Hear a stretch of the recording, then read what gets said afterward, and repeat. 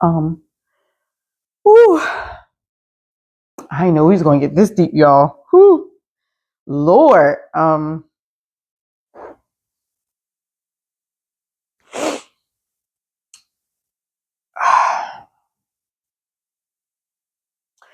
You just never know. You never know.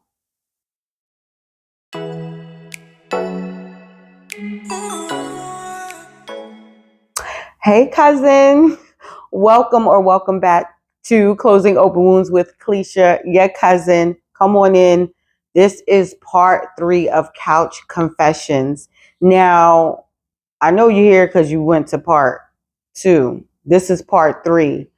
If you did not see part 2, stop this video and go watch part 2, because then this will make sense to you.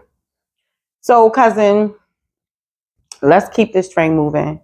So, like we just discussed in the last video, during my second marriage, I went through a lot when it came to being in a sexless marriage. It was a lot of torment. It was a lot of frustration. It was a mess. I think we probably had intercourse one time about 2 to 3 times a year at one time. And I was kind of bitter because, like I said in the last video, and like I said, please go watch that, because I felt like we had honored the Lord in the best of our ability at that time. We kind of stayed in a roommate situation after marriage, and it pissed me off. Like, y'all, I was depressed, suicidal. It was just a lot. If it wasn't for my children, I don't know what I would have done.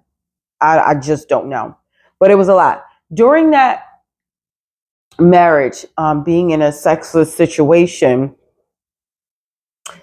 there was something else that was going on during this whole time. And I mean the whole marriage.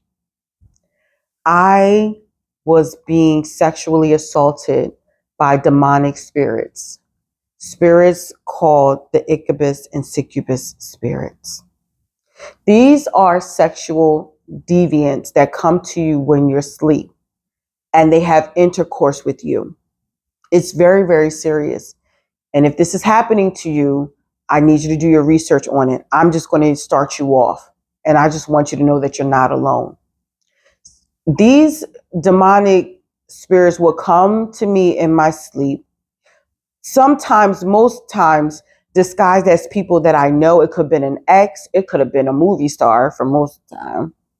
And we would have intercourse in my sleep. I would wake up and I had climaxed.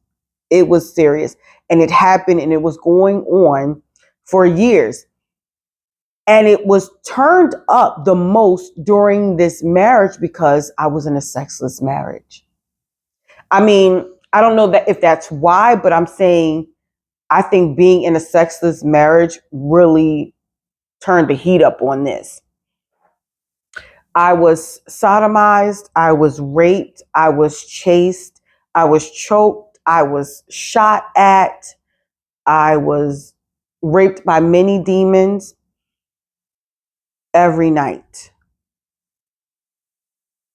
Every night. I was fighting in my sleep. There were many times my spouse had to wake me up out of it. It was bad. I tried to pray before I go to sleep. I listened to the word sometimes, hoping that that would counteract it. Nothing helped. I was under demonic. I was afraid to go to sleep because I knew those demons would meet me there. The sad part about it is that was the only sexual release that I had most times. But it wasn't an enjoyable experience. I remember one demon getting on top of me, holding my neck, and he said, "You gonna have these babies. You gonna have these babies." And I'm like, no. I mean, the ugliest thing you could ever see. Demonic. He said, "I'm gonna have these babies." Now, I was doing a lot of research about these spirits. Now, this African woman had said something, and she said that, I'm not saying that this is true, but I'm saying I feel like it's relevant. She was saying that fibroids were the products of demonic babies. I know that's crazy, right? I was like, yo, what is she talking about? But guess what? Years later, that procedure that I told y'all about in the last video, I had to get a partial hysterectomy because I had massive fibroids. True story. This is couch confessions, okay? Spilling all the tea. That's how bad it was. Now, after doing this research about these demonic, entities, these spirit spouses and everything, I realized that by no means necessary could I have intercourse or let them take advantage of me in my sleep. I learned, I don't even know how, it was the grace of God. I learned how to wake myself up before it happened. Mind you, you're going to have these babies shot at, running from my life, hiding under a bus in a dark alley, things you see in a movie, shot at point blank range by my ex that I cheated with, might I add. And you know what? Thank God I told my husband at the time, because he wound up trying to snitch because I don't know why. Maybe he wanted me to be with him. I don't know. But hey, I told him. So he already knew. So always be truthful. I don't care. Truth, tell the truth, shame the devil. But this is my story. I went through it, y'all. And this went on for many, many years. Many, many years. To this day, I still don't like watching, and I don't, if I can help it, demonic movies and things like that. Like, y'all, that stuff is real. Don't open up them portals now. You'll open a door that you can't shut. But during that marriage, I went through hell spiritually. Now, by doing my research, I said, I got to wake myself up. So I started waking myself up. Now, I don't know if y'all ever seen that movie Inception with Leonardo DiCaprio, where they would fall asleep in the dream state and then they would do stuff or whatever. And towards the end of the movie, remember, they went to sleep in a dream, it was like a third dimension. Like, y'all know what I'm talking about. I hope you do. Watch the movie. It's very, very good.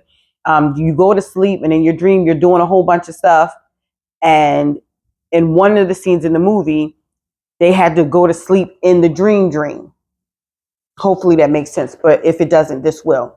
So these demons were getting so clever because I was waking myself up that I went to sleep. And in my dream, I went to sleep. And he tried to get me in that third dimension. I had to wake myself up twice. Y'all, I wouldn't wish this on nobody.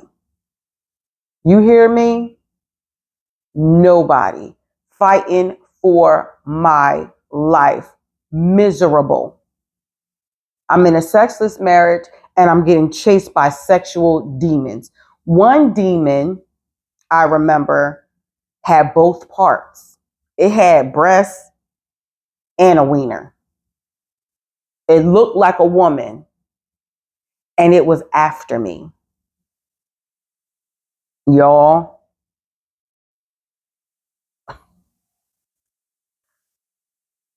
these spirits are real. And if you are experiencing it, it is a demonic presence. I don't care if it's disguised as your ex or someone that you love. Try to refrain from having sex with these demonic entities because it is serious.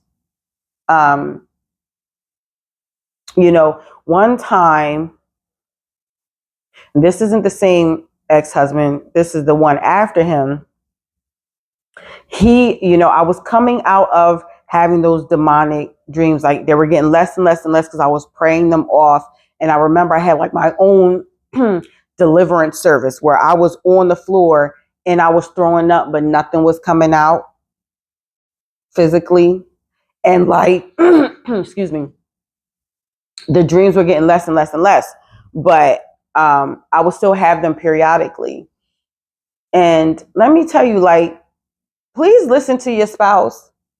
Like, please take what they're saying seriously if they have a problem or they have an issue or they need you to do something. So my new husband knew of the past that I had, and he knew what I suffered because one time he had to wake me. Now, this is years later. One time he had to wake me up. He was like, boogie, boogie, boogie, because I was fighting them niggas. Okay, right? And he woke me up. And, I'm like, I was attacked, like these demons, like, Lord, please. And I think that was the last time that I ever had a demonic dream like that, right? Thank God. And we're talking about like, now it's like been like 6 years I've been free from that. But do you know this joker gonna wake me up on Halloween with a freaking scary mask on? I laid him out, y'all. I'm like, why would you do that? I suffered from that. You gonna wake me up? Like,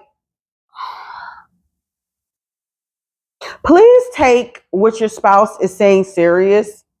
It may not be important to you, but it's important to them. And it's just really, really sad. It's just really, really, really freaking sad. And he thought it was a joke. Like, he thought it was a game. And it's not. I suffered. Excuse me. My allergies, y'all. I suffered so much during those years, you know? And so I'm praying for anyone, if you're dealing with this, you can let me know any way you want, and I will definitely pray for you and pray with you. What helped me is, having my oil and really asking God to, help me and get rid of that spirit, whatever spirit it is. It may have something to do with why I've been married so many times. That has definitely crossed my mind to get me off of the path to who I'm really supposed to be with, because I know that there is destiny on my life. I know that there is a purpose. Now, let me tell y'all something. We go through things in order to help other people, and I'm stronger for it. It doesn't have me depressed. It doesn't cause me anxiety like it used to. I used to be so embarrassed about different things that I've been through. I used to be embarrassed that my mom couldn't raise me. She was strung out on drugs. And, my parents, I didn't meet my father till I was 17, and I don't have a relationship with my biological father. Like, I used to be so, so embarrassed about the things that I went through, but I had a hard life. And I had to, deal with the cards that I was dealt. Like, you don't know.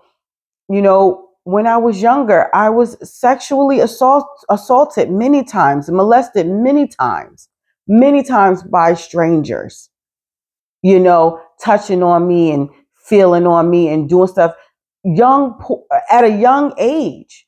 And, I'm very open about it. And it was so crazy one time. And I mean, it is what it is. I remember, when my mom was taking care of us when we were very, very young, when she had first got married to my stepdad, and we had this guy, my stepdad was in the military. My mom worked at like a Burger King or something like that.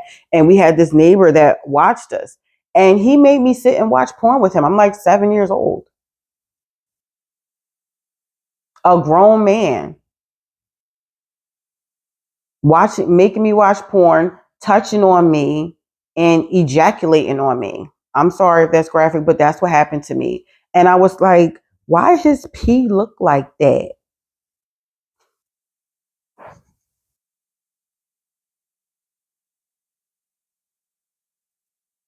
Y'all don't know people's story. All y'all do is judge, make your own assumptions. You don't know why a person is the way that they are. You have no idea what people have suffered. Keep your mouth off of people. You don't know the hand that people were dealt.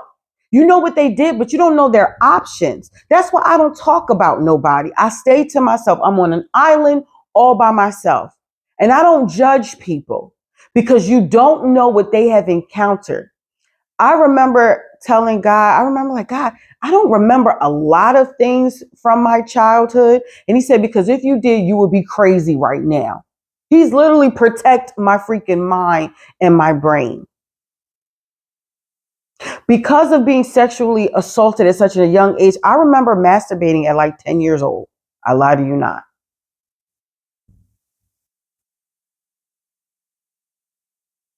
I was a child.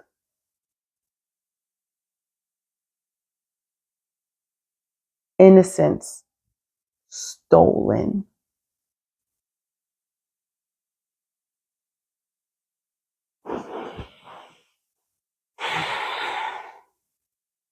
My mother strung out on drugs. We were military brats and we're living in this state, and this state. I'm in California, we're in Texas, we're everywhere. I grew up too fast. No fault of my own. Doors open that I didn't open, you know? So if you knew what I've been through, you'd be proud instead of judging me.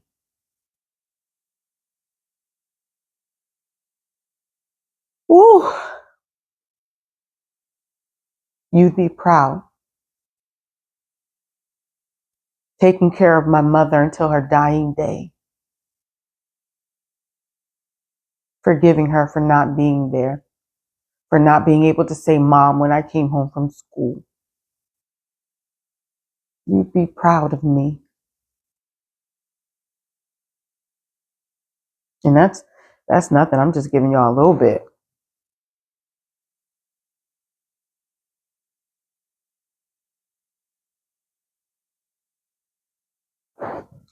I remember asking my grandmother, I said, after my mom passed, because I'm always doing studies on, how the brain works, why people are the way that they are, my love language. How did I get this love language? And I asked my grandma, I said, Grandma, was my mom like really affectionate with me?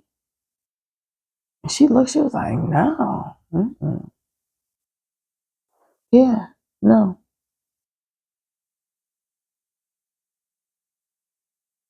So I never got it. That's why I want it. I remember dealing with one of my exes and he called me needy, all because that is my love language. And once in a while, yes, I like to be held. I like to be affectionate. It's no fault of my own. And I've fallen into relationships because I do believe the good in people. And I believe that there is just a person that just needs to be loved. And sometimes, yeah, I stay longer than I should. Sometimes I shouldn't have entertained it at all. But I really try to understand people. And I really have tried to love them past their traumas. But at this point in my life, somebody got to heal me, help me, like I'm doing the work. But I can't just be a giver anymore. I can't just keep being a lover anymore onto people who don't want to understand how I need to be loved. Reciprocation is needed in relationships. So if you're not going to go deep with that person and help them unpack, leave them alone. And it's so sad today because everybody is hurt and no one wants to love. Like no one wants to put themselves out there anymore. Like no one wants to love. No one wants to give love a chance. And because everybody's playing games and you think that everybody cheats and everybody does this. People just need love. The world needs love. But I think I'm gonna call it a night for tonight. We really took a turn, y'all.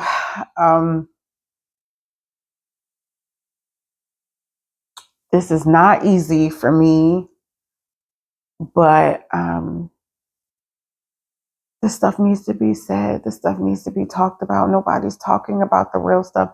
Everyone's talking about glitz and glamour and clothes and money and doing all this. And we need to be healed.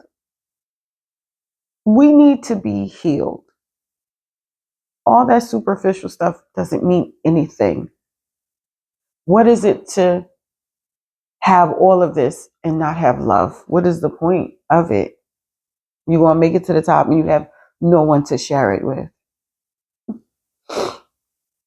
We don't want to be emotionally involved. We don't want to be open and vulnerable. We don't want to, and I get it because we've been hurt. And your initial, reaction is to protect. I get it. I am one of them. I have done that. But if you find someone who is willing to love you beyond your defenses, maybe that's what you need. Yeah, I'm gonna call it a night, guys. I love you guys and continue to pray for me as things are opening up and as I'm talking about this stuff. Comment, share and like and subscribe if this is your tribe. Yeah, I love you guys. Until the next video, take care.